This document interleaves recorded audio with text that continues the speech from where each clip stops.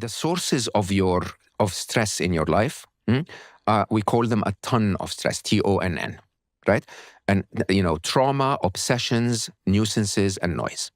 Trauma happens from outside you. It's a major change in your life, and it hits you so hard and it breaks you for a short time. But believe it or not, 91% of people will face at least one, but often several, PTSD-inducing traumatic event in their life.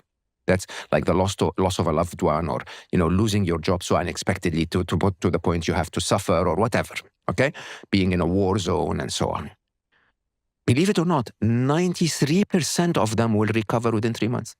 Trauma is not what breaks us, right? The interesting stuff that breaks us is the long application of obsessions, nuisances, and trauma and noise. Obsessions are macro issues that you tell yourself. Don't exist in the real world at all, okay? Like, I have a little belly, so no one will ever love me. You can obsess about this for the rest of your life, right?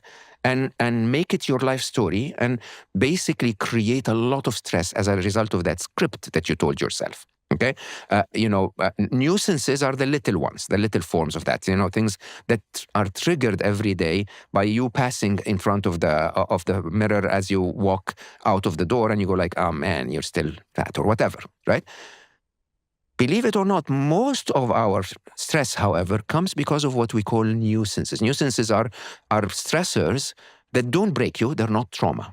Okay, but there are so many of them that you include in your life. So many of them. When Alice wrote, the limit bit of the chapter, she wrote a beautiful script about the first 5 minutes or 10 minutes of your day, and she started to count the stressors that you trigger in your life in those minutes, from the very loud alarm, right, to the opening your social media and seeing something upsetting, or opening WhatsApp and getting a message you don't like, and so on and so forth, right? And this is 5 minutes, 10 minutes before you even had your coffee. You get 10, 15 stressors. The trick is, how beneficial for your life have those been?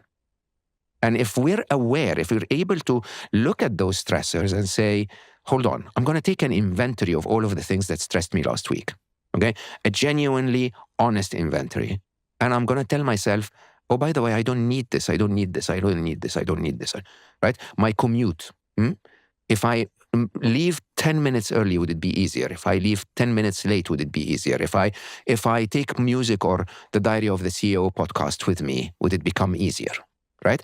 And if you actually attentively, deliberately look at all of the nuisances in your life, how many of them can you limit?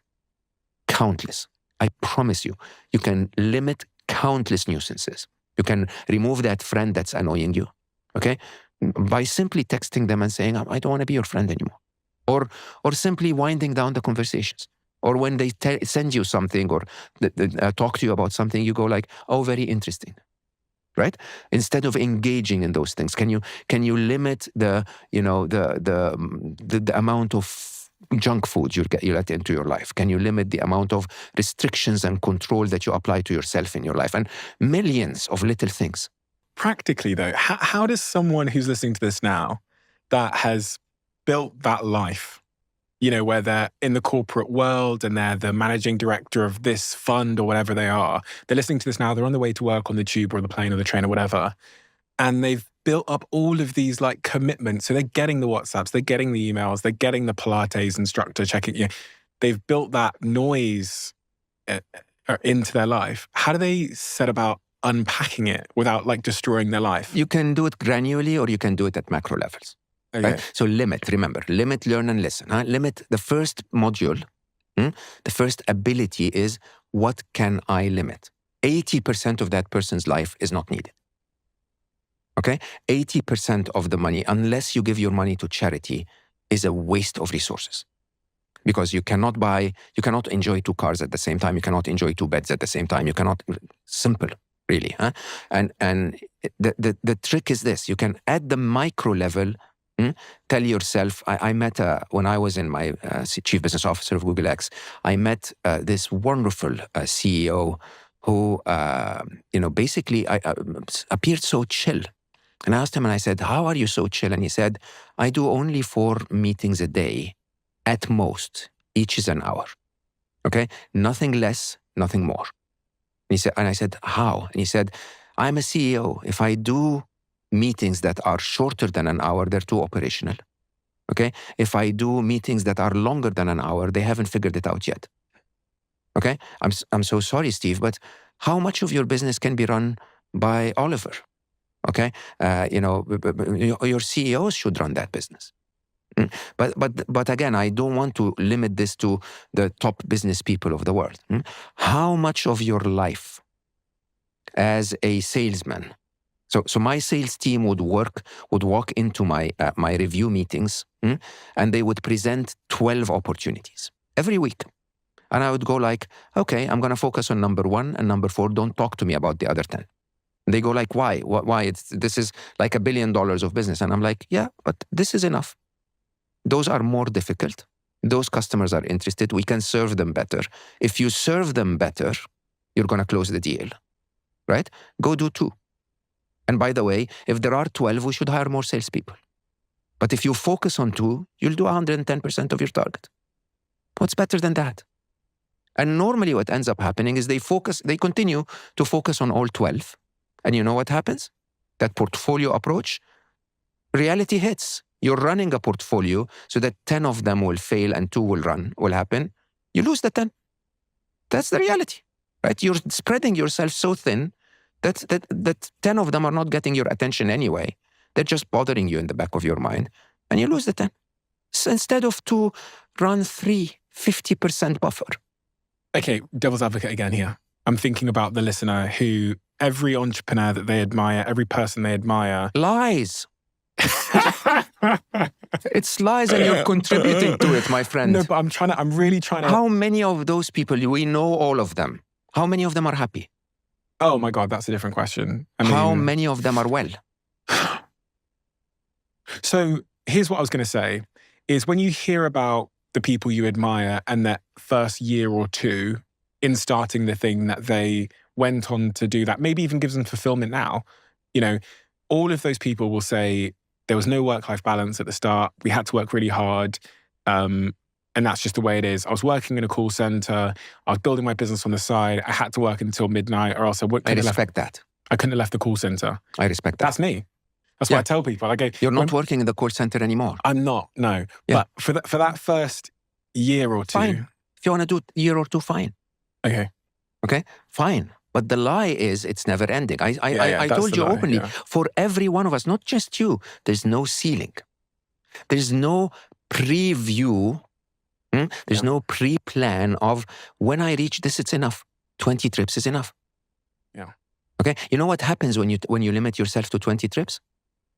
Your value becomes higher. Yeah. You make the same amount of revenue. Okay. You know what happens when you limit yourself to 2 deals?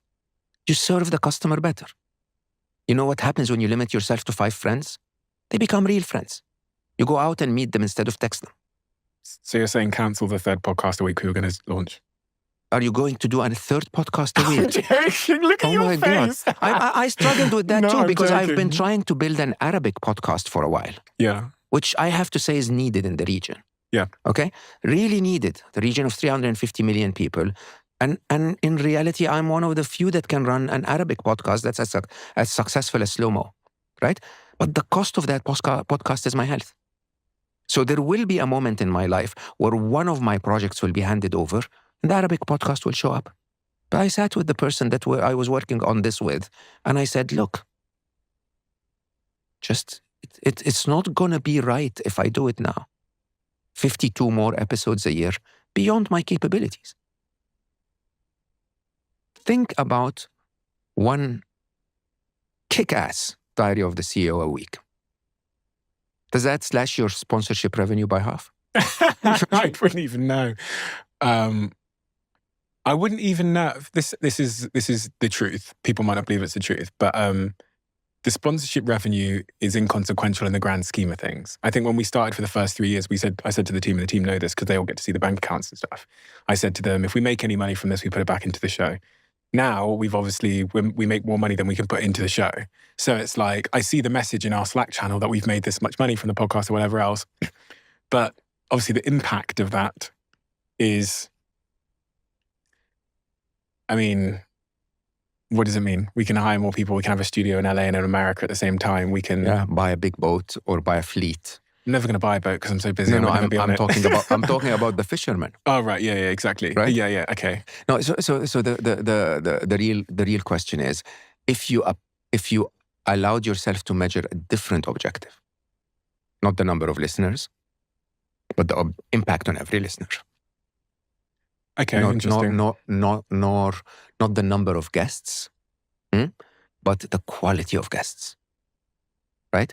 Not the number of topics, but the topics that you believe in.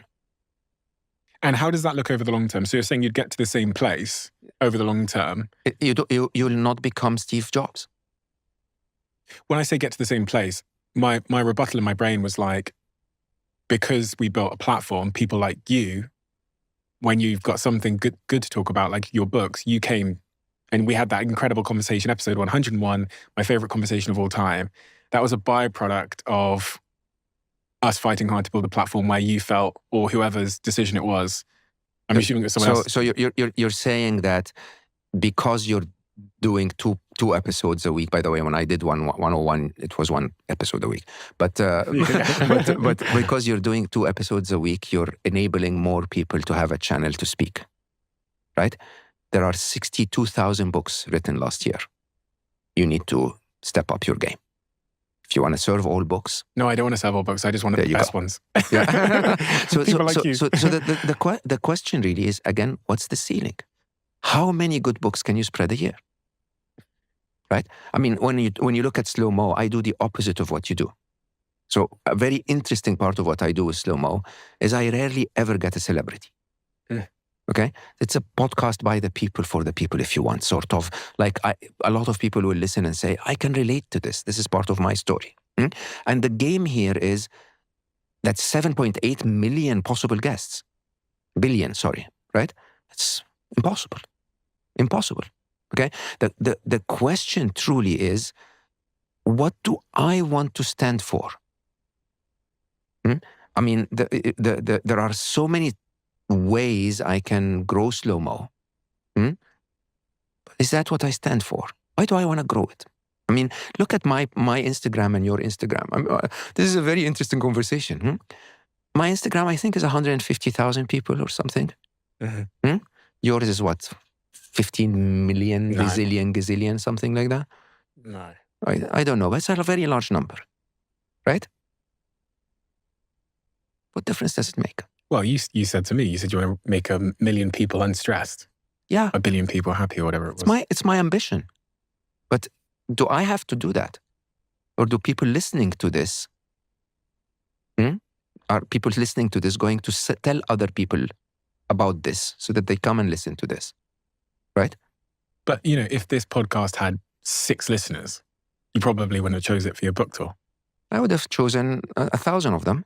No time. but the question really is very straightforward. The question is, you're there already. Yeah, I understand that. This is why I ask, what's the bullshit I'm telling myself? Because I do realize that there's some kind of bullshit I'm telling myself at a deep level about why I need to work hard.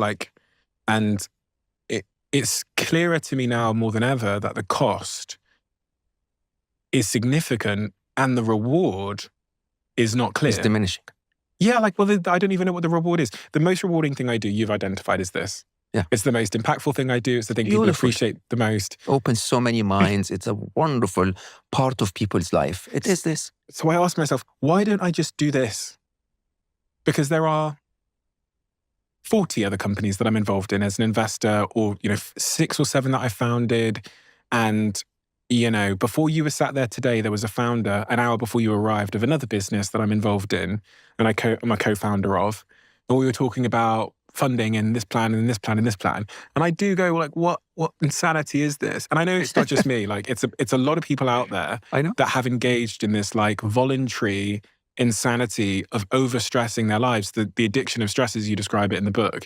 And a lot of us as I said earlier, like we know it's insanity when we zoom out and think about it on a It's a piece of lie. paper, but there's something so tempting about the addiction. It's the only script that you know. Yeah. So I keep telling myself, there was a time, if you really dig deep back in probably 2009, I did a public talk somewhere and it was filmed. And they asked me, what is your life's purpose? And I said, my life's purpose is to help startups build technology that is as complex as Google outside the Western world. So specific, you very, very interesting thinker. Truth is, I am not that person, right? Why did you say that? Because at the time, I was in a system where I was very good at helping startups, but it wasn't my life's purpose, okay? And as a result, I coached 50 startups a week. When I used to go to California, I used to say, to tell me from the number of startups that needed my time, I used to say, I'm going to be in Blue Bottle Cafe on University Avenue between 11 and 6 p.m. or 5 p.m. on Sundays. Come over, catch me, and I'll try to help you. And I would meet 15, 20 of them every single week, right? Why? It's not my life's purpose at all. I focus my life now on things that are very different. Happiness, well-being, and it wasn't me that chose this path, by the way. That purpose chose me by Ali leaving the world, and at a moment where I was ready.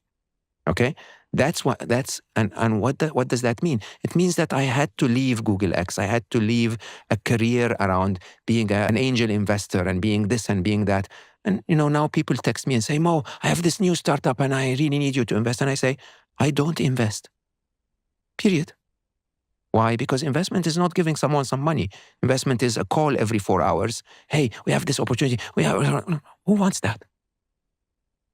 Okay? And the real question is, and I say it with worry that a lot of people might have already switched off the podcast by now. Okay? It's a big lie. The whole endless cycle of growth and progress is a big lie. It's the reason why we're allowing AI into our life without thinking of the dangers of AI. Because it's a big lie. More is better. Faster is better. More progress is better. Is it? Is it?